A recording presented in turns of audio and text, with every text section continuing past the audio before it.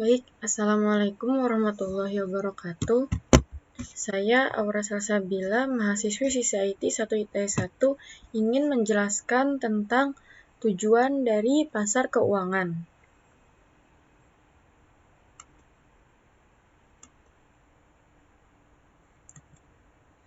Sebelum saya menjelaskan tentang tujuan pasar keuangan, terlebih dahulu saya akan menyampaikan arti atau maksud dari pasar keuangan tersebut. Nah, pasar keuangan merupakan pasar yang menyediakan produk keuangan, baik berupa aktiva fisik, surat berharga, ataupun valuta asing.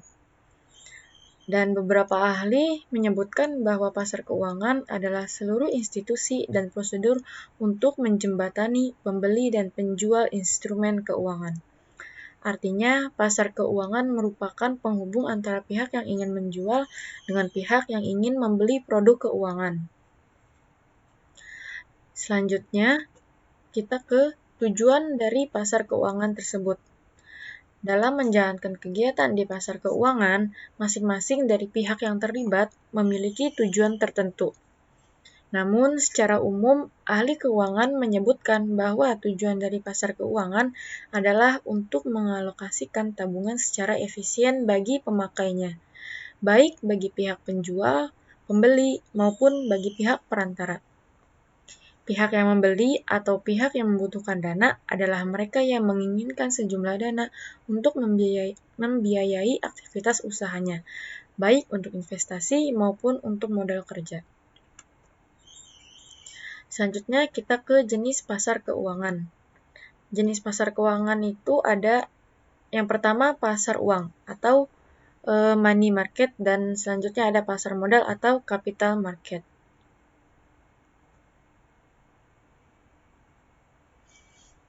Nah, arti dari pasar uang itu apa sih? Nah, pasar uang merupakan pasar diperjualbelikannya modal jangka pendek dalam bentuk surat berharga di mana jangka waktunya itu kurang dari 1 tahun.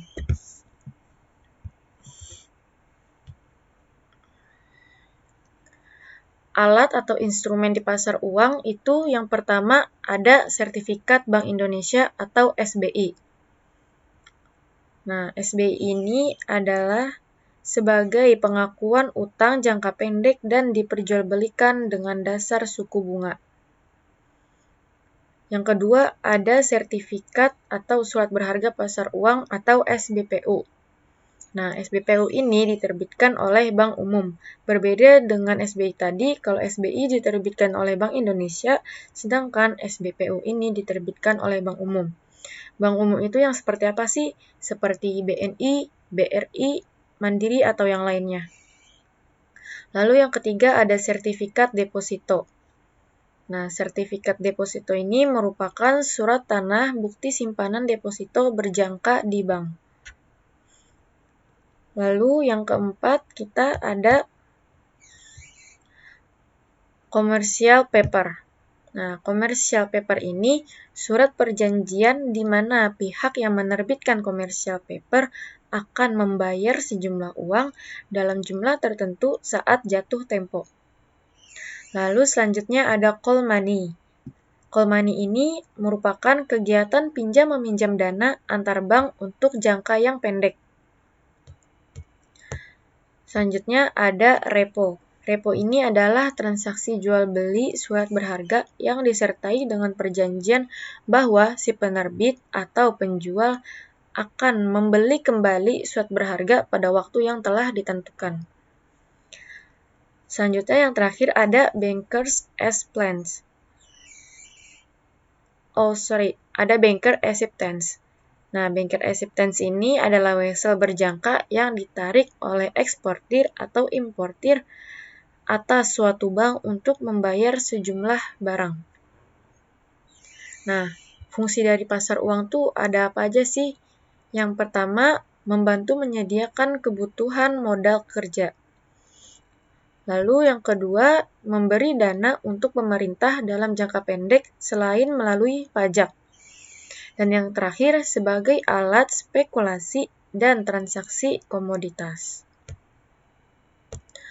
Lalu selanjutnya di pasar modal. Pasar modal adalah pasar diperjualbelikannya modal jangka panjang dalam bentuk surat berharga. Jangka waktu surat berharga yang ditawarkan biasanya itu berumur lebih dari 1 tahun. Nah, pasar modal ini mendorong pengalokasian dana yang lebih efisien bagi pemakainya. Karena dengan adanya pasar modal, maka pihak-pihak yang kelebihan dana dapat memiliki alternatif investasi yang memberikan return yang paling optimal. Secara fisik, tempat terjadinya sekuritas atau efek ini kita sebut sebagai bursa efek. Nah, lalu selanjutnya fungsi dari pasar modal itu sebagai lembaga perantara, di mana pasar modal dapat menghubungkan pihak yang membutuhkan dana dengan pihak yang mempunyai kelebihan dana.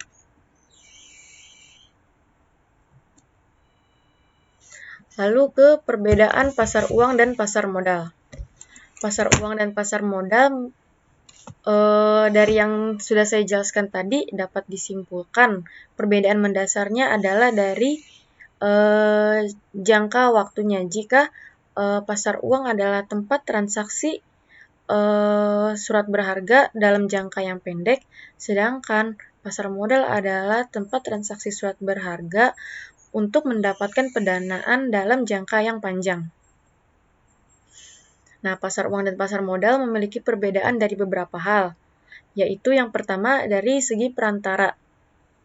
Di pasar uang, transaksi dapat kita lakukan sendiri, sedangkan di pasar modal, kita harus melalui perantara, yaitu sekuritas legal di Indonesia. Selanjutnya ada dari segi risiko. Risiko investasi di pasar uang cenderung akan lebih rendah dibandingkan investasi di pasar modal. Lalu dari segi keuntungan, imbal hasil atau keuntungan yang didapat lewat investasi di pasar uang akan jauh lebih rendah. Pasalnya, risiko yang ada di pasar uang tersebut juga tidak tinggi. Lalu, keuntungan atau imbal hasil yang didapat dari pasar modal.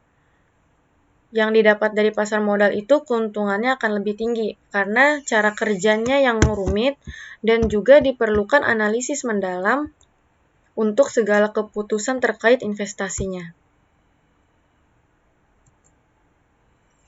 Baik, mungkin hanya segitu yang bisa saya sampaikan mengenai tujuan pasar keuangan. Bila ada kesalahan kata, mohon dimaafkan. Wassalamualaikum warahmatullahi wabarakatuh.